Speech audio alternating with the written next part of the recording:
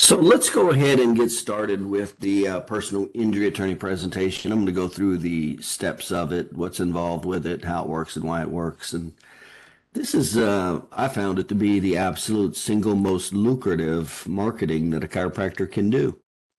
And I talk about the reasons for that. Number one, it's a large market. Most of the 87% of the injuries are soft tissue. Number one. Number two, it's essentially a non-competitive market. When you go after the soft tissue injury, there's no other authoritative healthcare provider like an orthopedist or a neurologist, et cetera, that owns that category.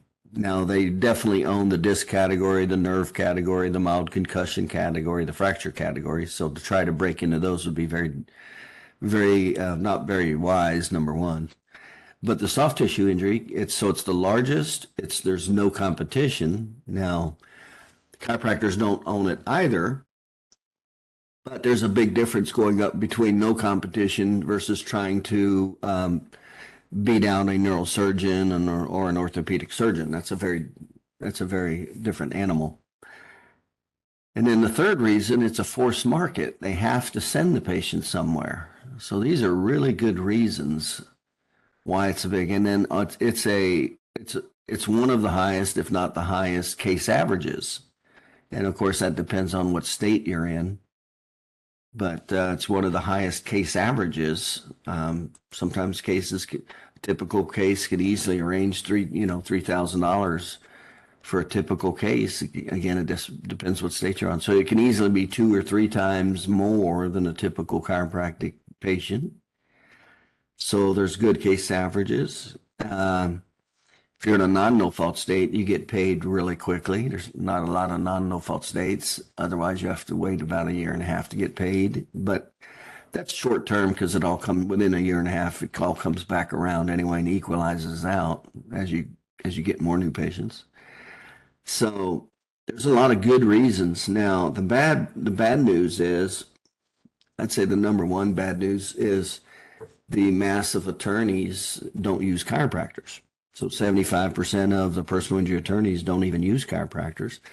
And they don't just for the very same reason that the majority of the population does not use chiropractors. They're confused. You can't have mixed messaging and actually own any category. That's exactly where chiropractic is at. Between the profession of chiropractic saying, they can treat asthma, allergies, and bedwetting and everything else. Well, those are huge paradigm shifts. In other words, you can't say you're going to be the jack of all trades and then actually be an authority for something. Well, it doesn't work that way.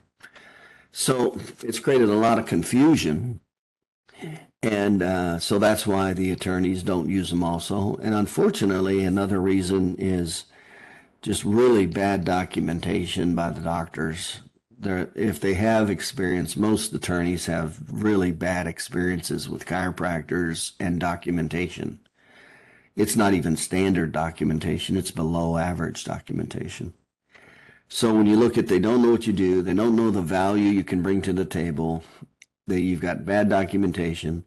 And then the last piece of the puzzle is that bad documentation leads to a low ball offer. The attorney can't do anything with it if it's a low ball offer.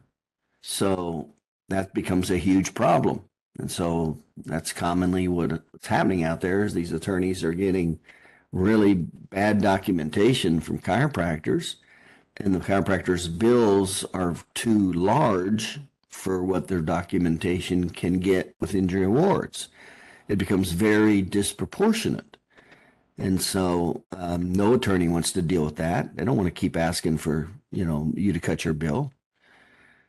So that's the big problem. And so the good news between all this is when you learn the documentation, you high sensitivity, high relevancy documentation like we teach, then you actually give them good documentation that creates a larger injury award. It takes them out of the low ball offer category. So that's number one. Most chiropractors never learn it, though.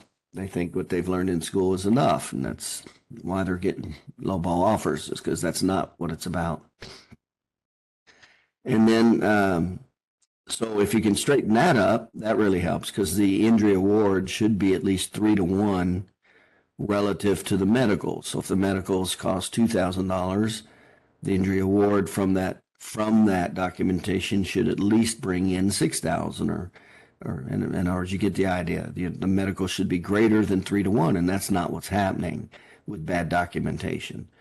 And by the way, that's the first sign that you've got bad documentation. Your injury awards are not bringing in a 3 to 1 ratio. They're bringing in less.